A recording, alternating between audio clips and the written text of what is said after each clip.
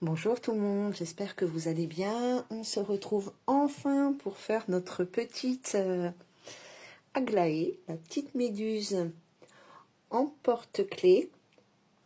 Donc je vous avais fait une vidéo avec le matériel dont vous avez besoin. Alors oui, j'ai commencé à faire un petit pouic-pouic en balançoire pour accrocher au rétroviseur. Bon, c'est pas vraiment une grande réussite, hein. En fait, il est un peu trop rond, faudrait qu'il soit un peu plus... Bon, voilà, c'est ça, hein. Quand vous faites des tutos, ben après vous essayez, après vous trompez, vous recommencez, c'est pas grave. Voilà, donc on va faire cette petite méduse, cette petite aglaé, donc avec un fil en chenille. Je fais un cercle magique. À l'intérieur de mon cercle magique, je fais 8 mailles serrées et on se retrouve. Voilà, après mes 8 mailles serrées, je serre mon cercle magique. Alors, quand vous faites vos 8 mailles serrées sur le cercle magique, ne les serrez pas trop. Laissez un peu de, voilà, un peu de souplesse. Parce que quand vous allez tirer votre fil, comme c'est un fil chenille, il risque de s'abîmer. Donc, allez-y tout doucement. Et une fois que vous pouvez plus, c'est OK. J'ai préparé mon marqueur. Et dans le deuxième rang, ici, je vais faire deux mailles serrées, pardon. Donc, une augmentation dans chaque maille serrée. Donc là, j'en ai fait deux. Je marque ma première maille serrée et je continue jusqu'à la fin de mon rang. Et du coup, j'aurai 16 mailles serrées. Donc dans la première partie, c'est vrai que je vais un petit peu vite parce que ça fait 3 fois que je le fais, je prends beaucoup trop de temps et j'arrive pas à la fin de l'heure. Donc comme la première partie, elle est très facile, hein, pour faire juste la boule, elle est très facile, donc je prends pas beaucoup de temps, je vous explique pas trop, hein. Donc quand j'arrive ici, j'ai fait mes 16 mailles, donc mes 8 augmentations. Je vais venir ici, voyez, je vais venir ici, je ne fais pas de maille en l'air ou rien, je fais directement ma première maille serrée de mon rang dans là où il y a mon marqueur, c'est ma première maille serrée. Voyez, j'enlève mon marqueur et je le positionne dans la maille serrée que je viens de faire. Voilà. Donc pour le rang 3, 4, 5, 6, on va faire des mailles serrées dans toutes les mailles. Donc on va se retrouver avec 16 mailles serrées à la fin de notre rang. Donc on fait 4 rangs de mailles serrées, 4 rangs de 16 mailles serrées et on se retrouve à la fin. Vous allez voir, ça va s'incurver. Ne paniquez pas, c'est normal. Voilà les amis, nous avons nos 6 rangs de mailles serrées, donc 16 mailles sur 6 rangs au total, hein. D'accord? Donc on en est là, voyez mon marqueur, il marque la première de mes mailles serrées. On va en profiter ici pour mettre les yeux. Si jamais vous mettez des gros yeux de 10, 12, 14, 16, etc. millimètres, je vous conseille de faire un 7e rang, d'accord? Parce que sinon ça va... Comme votre œil il va être trop gros, il va frôler ici, ça sera moins joli.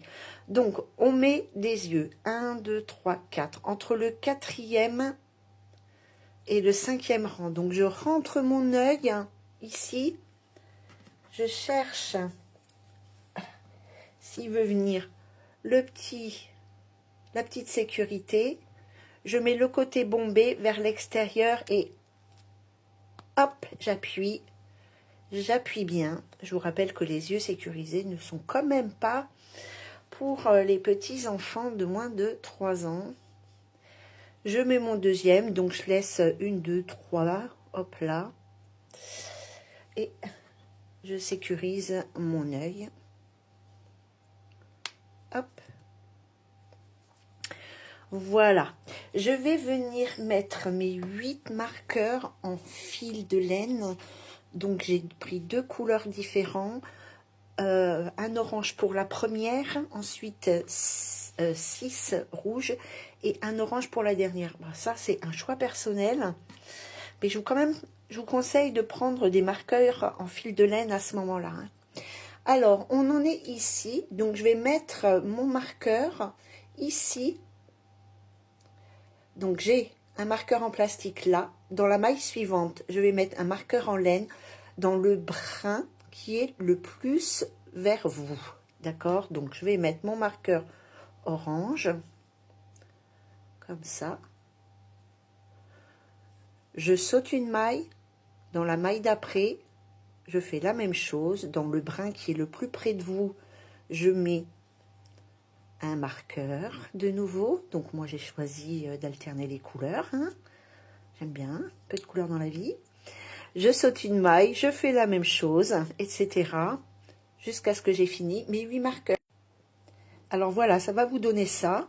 Donc, 8 marqueurs, dont 6 marqueurs rouges. Et mon premier et mon dernier, ici, autour de mon marqueur en plastique, seront orange. C'est beaucoup plus pratique pour faire ce genre de choses, des marqueurs en laine. Donc ensuite, je mets un peu, je commence à remplir en fait de la ouate de rembourrage, hein, mais pas trop. On finira de remplir quand le trou il sera moins serré, mais là, c'est plus pratique. Voilà. Maintenant, ce que je vais faire, je vais enlever mon marqueur en plastoc. Je vais reprendre mon fil. C'est pour ça que je vous dis que là, ça prend un peu plus de temps pour moi à vous expliquer. Je serre. Je prends mon travail comme ça. Je viens prendre le brin arrière de ma première maille et je prends un fil. Je vais dans la deuxième maille, là où il y a mon marqueur, et je prends le fil le plus éloigné. On a mis les marqueurs sur les fils proches de vous. Là, on prend le brin qui est le plus éloigné de vous. Je reviens. Et quand j'en ai 3, je ferme. Et ça, je vais le faire jusqu'à ce qu'il ne me... Enfin, 8 fois on fait, hein, puisqu'on va faire une diminution à chaque maille. Voilà. On se retrouve à la fin. Alors, quand vous avez fait vos 8 diminutions, vous coupez un fil assez long, vous finissez de remplir si besoin avec de la ouate. Vous prenez le dos de votre crochet pour bien tasser la ouate. Voilà. N'en mettez pas trop non plus, sinon ça va se voir, elle va ressortir au travers de vos mailles. Et vous pouvez, puisque vous avez coupé le fil, vous pouvez venir le tirer, mettre, oh mince, c'est pas grave, je vais le remettre, mettre une aiguille au bout et on se retrouve. Alors j'ai mis une aiguille, je vais maintenant fermer en prenant uniquement dans mon aiguille le brin intérieur. Voilà. Alors moi je préfère, pour le fil chenille, je préfère prendre une aiguille comme ça avec un trou en plastique. C'est beaucoup plus pratique parce que sinon, souvent, mon brin il reste coincé dans le chat de mon aiguille. Donc vous fermez le trou ici. Donc voilà, vous allez vous retrouver, le ventre de votre méduse sera fermé. Et on va se retrouver comme ça. Et on enlève. Voilà.